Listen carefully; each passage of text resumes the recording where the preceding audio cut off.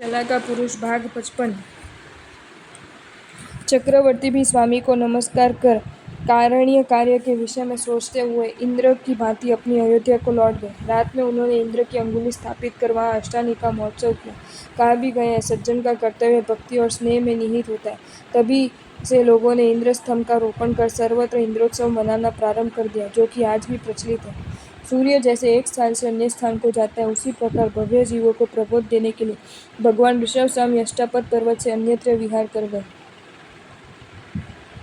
उधर अयोध्या में भरत ने समस्त श्रावकों को बुलाकर कहा, आप लोग खाने के लिए कृपा कर सर्वदा मेरे पास आइए। कृषि आदि कार्य का परित्याग कर निरंतर स्वाध्याय में लीन रहकर अपूर्व ज्ञान ग्रहण करने में तत्पर रहिए। खाने के पश्चात आप लोग नित्य मेरे पास आइए और मुझे ऐसा कहिए, आप पराजित हुए, भय वर्धित हो रहा है, अतः मां हन, मारे नहीं अर्थात आत्मगुण विनाश न करें। चक्र की ये बात स्वीकार कर वे सदैव चक्र के घर जाने लगे और प्रतिदिन खाने के पश्चात उपरयुक्त वाक्य तत्परता पूर्वक स्वाध्याय की तरह बोलने लगे। देवताओं की तरह काम पीड़ा में रत प्रमादी चक्रवर्ती उस शब्द को सुनकर इस प्रकार विचार करते, अरे मैं किसके द्वारा पराजित हुआ? हाँ, समझ गया, मैं कषायों के द्वारा पराजित हुआ। मेरा भय वर्धित हो रहा है, इसलिए विवेकोजन मुझे नित्य स्मरण करवाते, आत्मा का हनन मत करो। फिर भी मैं कितना प्रमादी और विषय लोलुप, धर्म के प्रति मैं कितना उदासीन हूँ, इस संसार से मुझे कितना मोह है। महापुरुषों जैसा मेरा आचार भी कहाँ है? ऐसा विचार करने पर उन प्रमादी राजा को हृदय गंगा के प्रवाह की तरह स्वरूप समय के लिए धर्म ध्यान में प्रवेश करता है, किंतु पुनः शब्दादि इंद्रियों के विषय में आसक्त हो जाता है, कारण कर्मों का भोग फल मिटाने में कोई समर्थ नहीं है। शुभ एक दिन रसोइयों प्रभात के प्रमुख ने आकर मेरे निवेदन प्रिय किया, महाराज भक्त। आजकल भोजन करने आपका वालों की दिन संख्या खूब बढ़ गई, शुभ अतः हो। ये जानना कठिन हो गया है कि कौन श्रावक है कौन नहीं है। ये सुनकर भरत बोले, तुम भी श्रावक हो, इसलिए आज से तुम परीक्षा कर भोजन देना। इस पर प्रमुख रसोइया भोजन के लिए आने वाले लोग पूछता, आप कौन हो, कितने व्रतों का पालन करते हैं? जो बोलते हैं मैं श्रावक हूँ और 5 अनुव्रत Faith एवं in the 7 शिक्षा path of व्रतों का पालन करता हूँ, non-violence. इसे वो भरत राजा के पास ले जाता है। The wheel of Dharma protects us. महाराज भरत ज्ञान दर्शन चारित्र के तीन रेखा कांकिनी रत्न से एक रूप में यज्ञोपवीत की तरह उनकी शुद्धि के निर्देशन स्वरूप उनके वक्ष में अंकित कर देते। उस चिन्ह से वे भोजन पाते और उच्च स्वर से जीतो भगवान नदी वाक्य बोलते, इससे वे महान नाम से प्रसिद्ध हुए। वे अपने पुत्र को साधुओं को देने लगे, उन्हें बहुत से ज्ञान विरक्त की होकर प्राप्ति स्वेच्छा के से लिए व्रत ग्रहण करने शांति लगे, और और जो तपस्या परिसर सहन आवश्यक करने में है। असमर्थ हो गए वे श्रावक होने लगे। कांकिनी रत्न से चिन्हित उन्हें निरंतर भोजन प्राप्त होने लगा। राजा उन्हें भोजन कराते, अतः अन्य लोग भी उन्हें भोजन कराने लगे। कारण पूज्य पुरुष किसकी पूजा करते हैं उसको कौन नहीं पूछता है। उनके स्वाध्याय के लिए चक्री ने अरहतों की स्तुति, मुनि तथा श्रावकों की समाचारी से पवित्र ऐसे 4 वेदों की रचना की। क्रमश वे लोग महाना की जगह ब्रह्मणा नाम से प्रसिद्ध हो गए। कांकिनी रत्न से जो रेखा बनाई गई थी वह यज्ञोपवीत रूप से जाने लगी। भरत राजा के स्थान पर जब उनके पुत्र सूर्य ऐसा सिंहासन में हुए तब उनके पास कांकिनी रत्न नहीं रहा, अतः उन्होंने सुवर्ण यज्ञोपवीत तैयार करवा कर देना आरंभ कर दिया। सूर्य यशा के पश्चात महायशा आदि राजा हुए, उन्होंने चांदी के यज्ञोपवीत तैयार करवाए, अंत में कच्चे सूत से यज्ञोपवीत बनने लगे। भरत, सूर्यवशा, महायशा, अतिबल, बलभद्र, बलवीर्य, कीर्तिवीर्य, जलवीर्य और दंडवीर्य, इन 8 पुरुषों तक यही आचार रहा। उन्होंने इस भरतार्थ राज्य का उपभोग किया और इंद्र द्वारा राज मुकुट धारण किया। बाद में अन्य राजा हुए, किंतु मुकुट महाप्राण खूब वजनी होने के कारण वे लोग उसे धारण नहीं कर सके, कारण हाथी का भार हाथी ही वहन कर सकता है। अन्य कोई नहीं।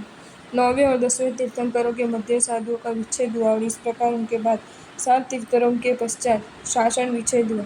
उस समय अरहतों की स्तुति और यति तथा श्रावकों के धर्ममय व वेद बदल गए, जिनकी रचना भरत ने की थी। तदुपरांत सुरभा और याज्ञवल्क्य आदि द्वारा अनार्य वेद रचित हुए।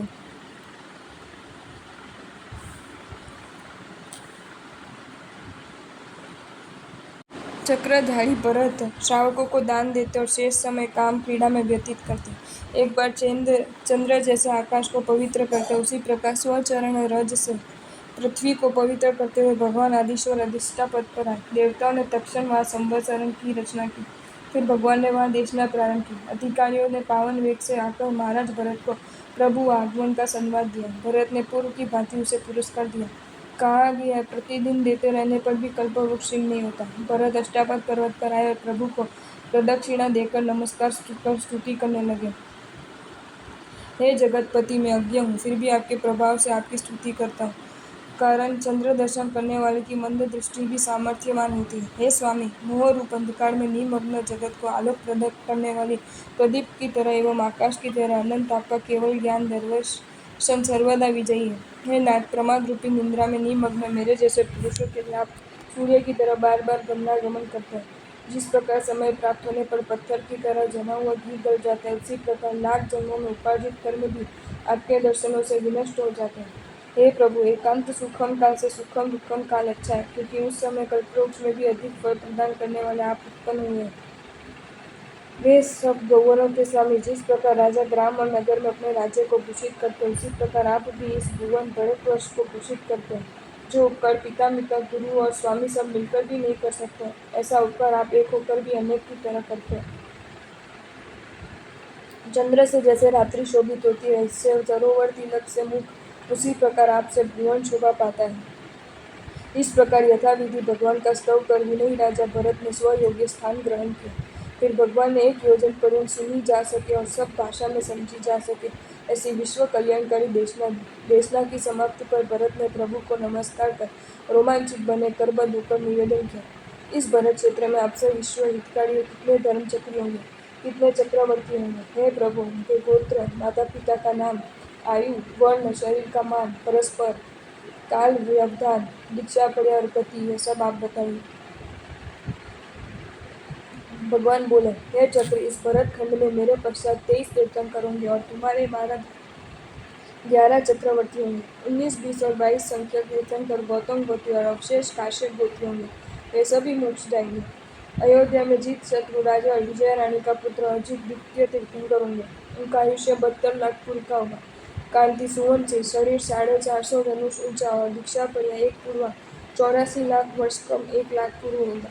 मेरे और अजितनाथ में निर्वाण काल के 50 लाख कोटि सागरोपम का व्यवधान होगा। जिताड़ी राजा और सेना रानी के पुत्र संभव तृतीय तीर्थंकर होंगे। उनकी कांति सुवर्ण सी, आयु 8 लाख पूर्व की, शरीर 400 धनुष ऊंचा और दीक्षा पर्या 4 पूर्वा 336 वर्ष कम 1 लाख पूर्व होगा। अजितनाथ और उनके निर्वाण के मध्य 30 लाख करोड़ सागरोपम का व्यवधान रहेगा। विनीतापुरी अयोध्या में संवर राजा और सिद्धार्थ रानी के पुत्र अभिनंदन चतुर्थ तीर्थंकर होंगे। उनकी आयु 50 लाख पूर्व, देह स्वर्ण एवं 350 धनुष ऊंचे और दीक्षा पर्या 8 पूर्व 6 करोड़ 52 लाख वर्ष कम 1 लाख पूर्व होगा। संभवनाथ और अभिनंदन के निर्वाण के मध्य 10 लाख कोटि सागरोपम का व्यवधान रहेगा। अयोध्या में मेघ राजा और मंगला रानी के पुत्र सम्मति 5 में सुमति पंचम तीर्थंकर होंगे। उनकी कांति सुवर्ण से, आयुष्य 40 लाख पूर्व, शरीर 300 धनुष दीर्घ, दीक्षा पर्या 12 पूर्वांग 10 कोटि 8 लाख वर्ष कम 1 लाख पूर्व होगा। अभिनंदन नाथ और सुमतिनाथ के निर्वाण काल के मध्य 9 लाख कोटि सागरोपम का व्यवधान रहेगा। कौशाम्बी के राजा धर और सुसीमा देवी के पुत्र पद्मप्रभ नामक छठे तीर्थंकर होंगे। उनकी कांति लाल, आयु 30 लाख पूर्व की, शरीर 250 धनुष और दीक्षा पर्या 16 पूर्वांग 13 कोटि 44 लाख वर्ष कम 1 लाख पूर्व होगा। सुमतिनाथ और पद्मप्रभ के निर्वाण काल का व्यवधान 90,000 कोटि सागरोपम होगा। शुभ हो। आपको ये वीडियो अच्छा लगा हो तो इसे लाइक करें और शेयर करें, और ऐसे ही नए नए वीडियोज़ देखने के लिए सब्सक्राइब करें हमारी channel Jain facts and stories को।